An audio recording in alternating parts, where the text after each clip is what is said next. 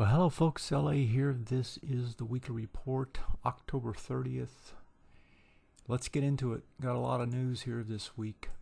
If we look at the sell-off last week, big, broad sell-off, and it was widespread. All sectors, everything got hit. The only thing that was up is the dollar. This was not what was expected. We thought there could be some selling. Certainly didn't expect this much. Let's turn to what's happening. If we take a broad measure, right, using emerging markets, you can see they're under pressure. They've pushed down now.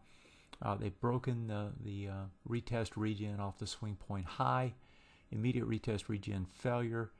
The breakout doesn't carry. And what does that say? Well, that says that now, at best, you're sideways instead of up. And so it looked as if it was breaking out, and instead, you're back to sideways. And that's at best case, right? Could be turning bearish. You don't know. That will take time. Developed markets, if we look at those, so that was developing. These are developed worse off. Big push back to the downside. Realize they didn't make it back to the top. They did get to the top of the breakdown bar, and that was it. Now you get a big whoosh to the downside, break a swing point low. This thing has to start to bounce. If it does, it's got to get back over the retest region that's bearish now, which is basically the top of the highs last week. If this continues down, you've got to expect more selling. Take us down into this lower area. Where is that? Well, you can see it here back in this top of the high of the low and the top of this green. So this green region that we see here, that would be the target. Not that far away, but definitely can hit that area if it's going to. And so that also a negative. If we look at the whole reason why all this selling, was it earnings disappointment? Was it election jitters? Was it the COVID case counts up to 100,000 a day? Economics, no new stimulus? I submit to you it probably wasn't. What it really was Europe. Second wave of COVID sweeping over that continent. Let's take a look at some of those charts. Here's France. Now France, again, notice where we are compared to where we had been, right? France, big sell-off back here. What does it do? It pushes all the way back up to what? The first of the breakdown bars, and then a little bit into the second of the breakdown bars. But it doesn't get anywhere near the tops. Much weaker. Now you've got cascading swing point highs that, if broken, could have led to a nice big move, but it didn't. It broke to the downside. Can we get a bounce here? Yeah, we can, because we're coming into something that would give us that technically. But if it doesn't, continuation, you're back to a high of a low way back in March. This is an ugly picture. That's France. Look at England. It's even worse off. England just barely made it back to the breakdown bars. England has broken down again, breaks another swing point low. If it's going to get a move, it's got to get a big move to get back to the top side. Right now, this is pointing to the downside. Next target's much lower, and those targets are the high of the low and the lows from March. If we look at Germany, Germany been the strongest. Germany got all the way back to the top of the breakdown bar. It was up there, got over it. Couldn't hold it, but got over it. Now what does it do? Big breakdown to the downside. Germany, just like the rest of them, taking a hit. It's all COVID related. It's the economic impact of the COVID lockdowns that is starting to scare these markets. Next target, top of this breakdown bar, then a swing point low, then the lows of the highs. Could take a big stumble if it really gets going.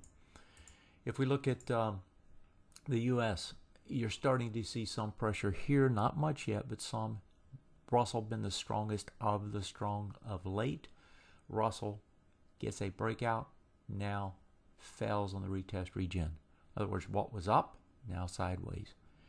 If we look at the weekly iShares biotech going into the sectors now, you got two swing point lows, getting close to them, break there, gives you a faster move to the downside.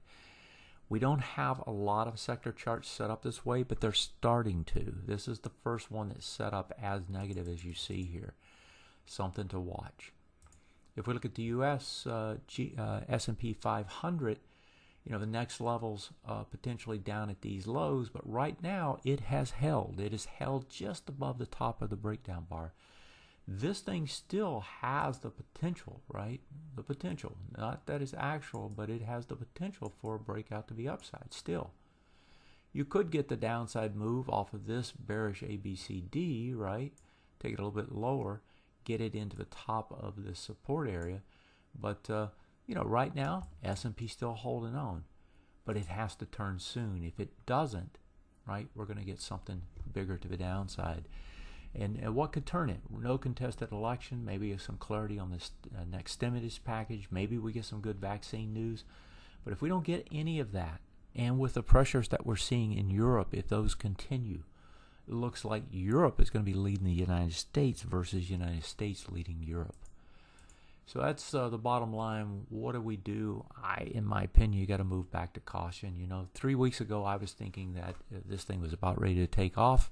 I got more bullish than I have been in quite a while. Unfortunately, that did not hold. The technical signals that were showing then, no longer. The retrace pushed back at the new highs, but the push stalled. Now that bounce, it looks like a failed bounce is setting up. If I go back here, this bounce up here, right, didn't make it to the highs.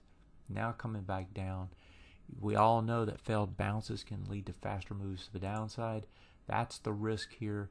We saw last week the failed bounce starting to really take form, and we got a larger move to the downside. We may see more if the technical picture in Europe continues to deteriorate. It just means to me that we could see that spill over here even more so, especially if we get a contested election. That says you got to reassess your risk, increase your caution, and that's what I'm doing. Last week, moved to the downside, worst case scenario, and it wasn't even close to being the worst case. What we had outlined, it was much worse, 5-6% across the board.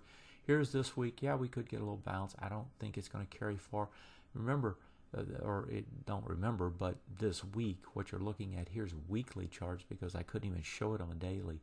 If we get a move down on the weekly bad, we could go all the way down to the bottom of this support zone and probably bounce and then probably just hang down there. Best case, a little bit up. Worst case, a lot farther down. Average case, expected case, some downside, maybe some upside on the election, or maybe right before it on Tuesday. But I suspect by the end of the week, we'll be down on the week again. Here's the details. That's where we're at. Stay safe, folks. Have a great one. I'll see you next time.